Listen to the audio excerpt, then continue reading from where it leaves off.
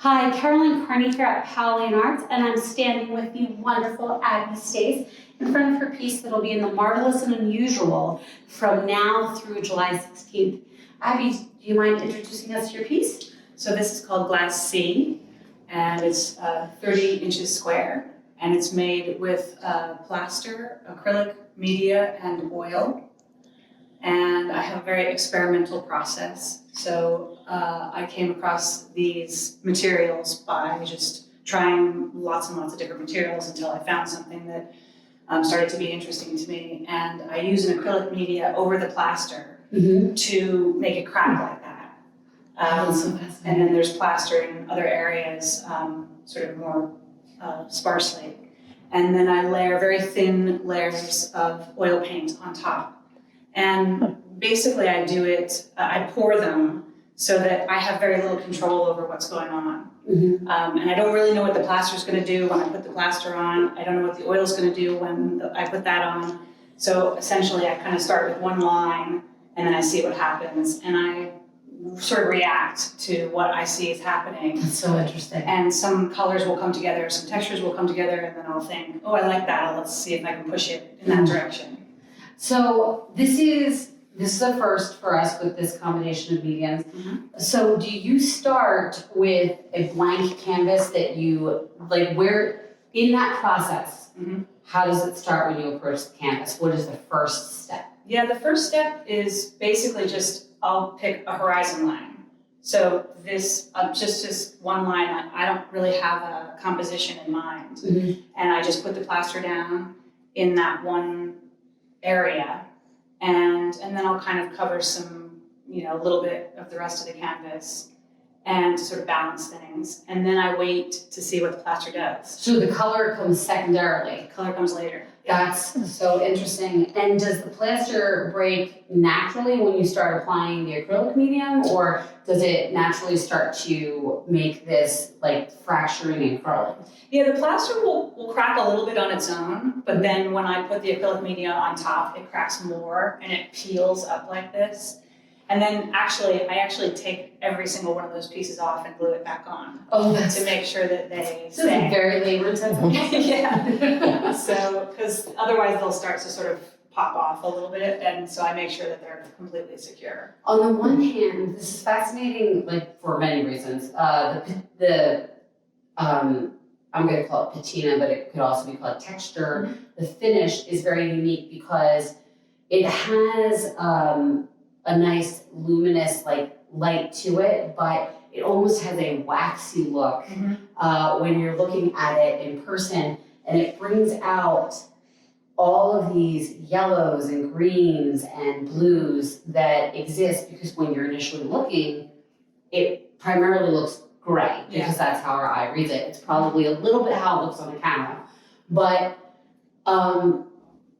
it's so nice because it has a nice luminous quality that almost reminds you of looking from a plane down on like an archipelago or something like that.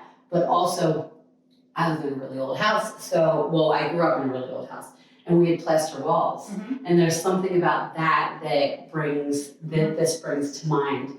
How do you think about it? You said horizon line, so I assume that you're kind of thinking of it as a landscape, but are you also approaching it as a physical object that's representational of something else?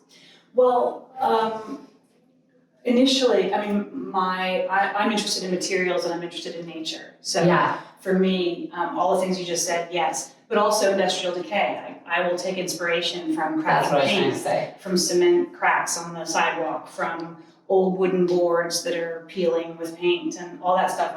It's just beautiful to me. And also lichen and moss and water and landscapes. And lots of people will see, a close-up of cracking bark or whatever, and somebody else might see a bird's eye view from, satellite view from of water and an archipelago, as you said. So, and for me, I don't want to be specific. The reason that I do abstract work is so that, because I want you, the viewer, to decide what you see. That was my next question. And I love that. Because for me, it's about materials and time and how materials change over time. And for me, that's a reflection of how human beings accumulate experiences and memory. Yeah. And so I want each viewer to connect with their own group of memories and experiences and see what they see.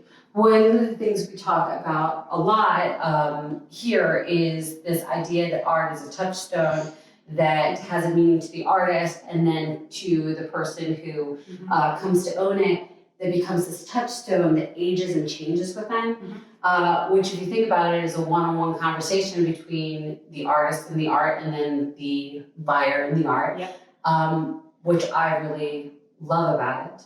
And it sounds like that's a really important part of your process. That's what this is all about. I have an additional question, because it is so interesting how much color there actually is in here. Yeah. How do you think about your palette? What does your palette look like? Well, it's interesting because I'm someone who, I love black, but I never use black.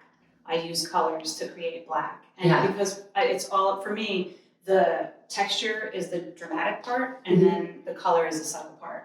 And I love finding those subtle, and with oil paint, it's the subtle layers. Yeah. They settle, I pour them and then I set them on the floor, so they settle differently. So each layer has, slightly different subtle colors coming through. And are you using It makes a lot it of move nicely. Say that again? It makes it move nicely It too. does. Yeah. You can see like the flow as Yeah. you're laying it in. Yeah. Sorry. I have a weird question. Do you use primarily opaques or translucents or a mix of both?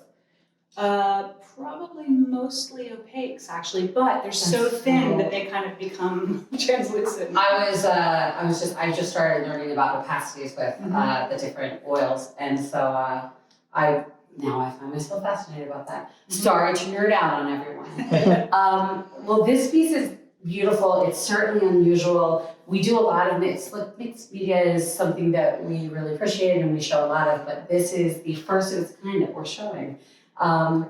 So I'm really excited to have you in our show. We hope you'll come see Abbey's work from now through July 16th at the Marvelous and Unusual at Powell Arts. Thank you so much, Abbey. Thank you.